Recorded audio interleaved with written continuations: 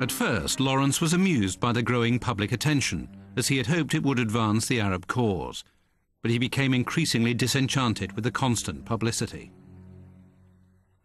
He escaped to Oxford University to complete his account of the Arab revolt, but he was devastated when the first draft of the book was mislaid during a train journey. Lawrence withdrew to the attic of a friend's house in London and rewrote the book from memory.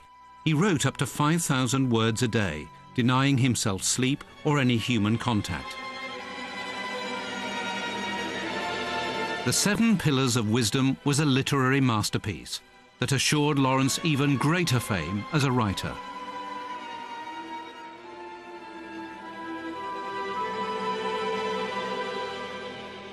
In 1920, Lawrence was invited to become a special advisor on Arab affairs to Winston Churchill. Churchill had recently been appointed colonial secretary, responsible for resolving the emerging crisis in the Middle East. In March 1921, it was determined at the Cairo conference that Prince Faisal would become the King of Iraq and his brother Abdullah the ruler of Jordan. For the next 15 months, Lawrence continued to champion the Arab cause until he believed he had fulfilled his promises to the Arabs.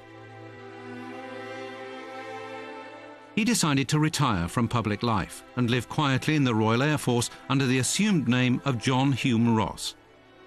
But the anonymity and peace he craved proved elusive. Within months, his true identity was exposed by the national press, and the RAF asked him to leave. Lawrence then joined the Royal Tank Corps as Private Shaw at Bovington Camp in Dorset.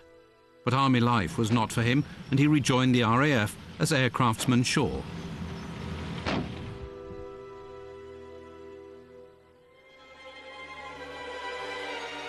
In 1926, he was posted to India, where the Royal Air Force and the Army were conducting a campaign against the hostile tribes of the northwest frontier.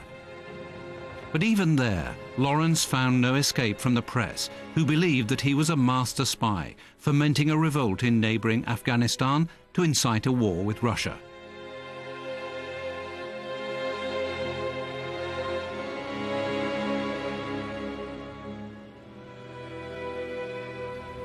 Similarly, the French believed that the former desert raider was encouraging insurrection among the native tribes in French North Africa.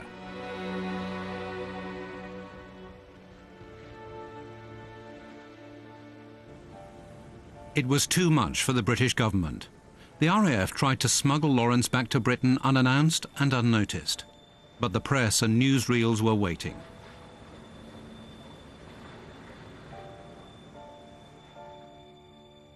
In March 1935, Lawrence retired from the Royal Air Force and returned to his simple cottage in Dorset, Clouds Hill. There he planned to set up a printing press and pursue a literary career. It was not to be.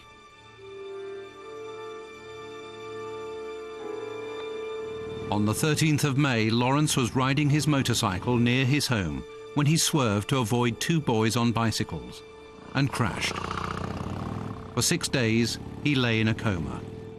He never recovered consciousness. Lawrence was just 46 years old at the time of his death. The great and the good came to his simple funeral at a small country church near his home in Dorset.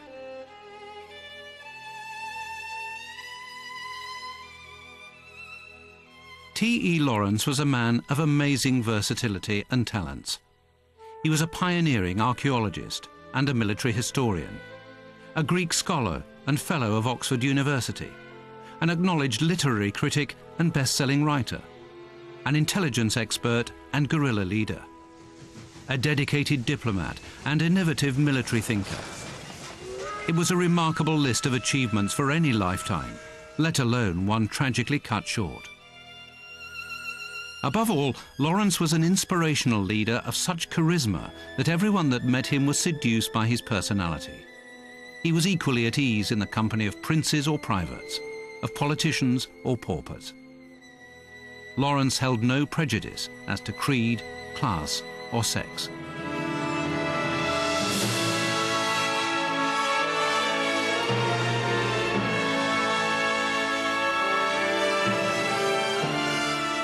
as Lawrence of Arabia.